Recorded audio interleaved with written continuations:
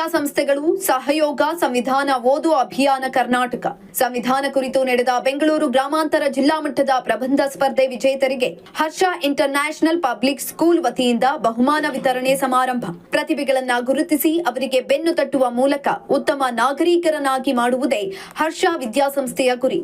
ದೇಶದ ಬಗ್ಗೆ ಅರಿವು ಮೂಡಿಸಿ ನಾವು ಹೊಂದಿರುವ ಸಂವಿಧಾನವನ್ನ ಅರಿತುಕೊಳ್ಳಬೇಕು. ಈ ಕಾರ್ಯಕ್ರಮಕ್ಕೆ ನ್ಯಾಯಮೂರ್ತಿ ಎಚ್.ಎನ್. ನಾಗಮೋಹನ್ ದಾಸ್ ಹಾಗೂ ನ್ಯಾಯಾಧೀಶರು ಕರ್ನಾಟಕ ಉಚ್ಚ ನ್ಯಾಯಾಲಯ ಎಚ್.ಪಿ. ಸಂದೇಶ್ ಅವರು ಭಾಗಿಯಾಗಿದ್ದರು.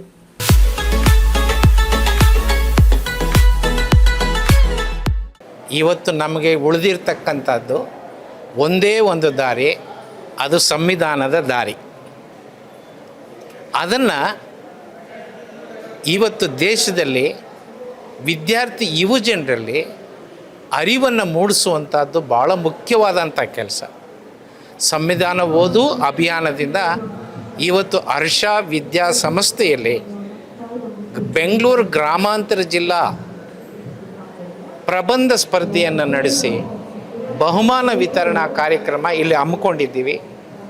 ಇವತ್ತು ನಮ್ಮ ಜೊತೆ ಹೈಕೋರ್ಟಿನ ನ್ಯಾಯಮೂರ್ತಿಗಳಾದ ಜಸ್ಟಿಸ್ ಸಂದೇಶ್ ಅವರು ಇಲ್ಲಿ ನಮ್ಮ ಜೊತೆ ಇದ್ದಾರೆ. ಅದೇ ರೀತಿ ಇಲ್ಲಿನ ವಕೀಲರ ಸಂಘದ ಅಧ್ಯಕ್ಷರಾದ ಕೇಶವಮೂರ್ತಿಯವರೂ ಸಹ ನಮ್ಮ ಜೊತೆಯಲ್ಲಿದ್ದಾರೆ. ಮತ್ತು ಹರ್ಷ ವಿದ್ಯಾಸಂಸ್ಥೆಯವರು ಇದನ್ನು ಭಾಳ ಅಚ್ಚುಕಟ್ಟಾಗಿ ನಡೆಸಿ ಈ ಕಾರ್ಯಕ್ರಮನ ಯಶಸ್ವಿ ಮಾಡಿದ್ದಾರೆ. ಇಂಥ ಹೆಚ್ಚು ಕಾರ್ಯಕ್ರಮಗಳ ಮಾಡೋದ್ರ ಮುಖಾಂತರ ದೇಶದ ಯುವ ಜನರಲ್ಲಿ ಸಂವಿಧಾನದ ತಿಳುವಳಿಕೆಯನ್ನು ಹೆಚ್ಚಿಸುವಂಥ ಒಂದು ಕೆಲಸನ ನಾವು ಮಾಡ್ತಾಯಿದ್ದೀವಿ, ಮುಂದುವರಿಸ್ತೀವಿ. ಇಲ್ಲಿ ಒಂದು ಸ್ಪಷ್ಟತೆ ಮಾಡಬೇಕು. ನಮ್ಮಲ್ಲಿ ಸಂವಿಧಾನದ ಬಗ್ಗೆ ನಂಬಿಕೆ ಇಟ್ಟು ಅಂಬೇಡ್ಕರ್ ಅವರ ಬಗ್ಗೆ ಗೌರವ ಇಟ್ಟು ಕಾರ್ಯನಿರ್ವಹಿಸ್ತಾ ಇರ್ತಕ್ಕಂಥ ಕೆಲಸ ಮಾಡ್ತಾ ಬದುಕತಕ್ಕಂಥ ಜನ ಬೇಕಾದಷ್ಟಿದ್ದಾರೆ. ಅದರ ಜೊತೆಯಲ್ಲಿ ಕೆಲವು ಆಷಾಢಭೂಷಿಗಳು ಇದ್ದಾರೆ. ಮೇಲ್ನೋಟಕ್ಕೆ ಸಂವಿಧಾನಕ್ಕೆ ನಮಸ್ಕಾರ ಅಂತಾರೆ, ಹಿಂದ್ಗಡೆ ಚೂರಿ ಹಾಕ್ತಾರೆ. ಅಂಬೇಡ್ಕರ್ ಪ್ರತಿಮೆಗೆ ಮಾಲೆ ಹಾಕ್ತಾರೆ, ಆದರೆ ಅವರ ಸಿದ್ಧಾಂತಗಳನ್ನು ಅನುಸಾರ ಮಾಡಿ.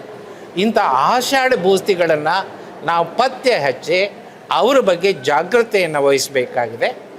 ಅವರನ್ನು ಸರಿದಾರಿಗೆ ತರುವಂಥ ಕೆಲಸ ನಡೀಬೇಕು.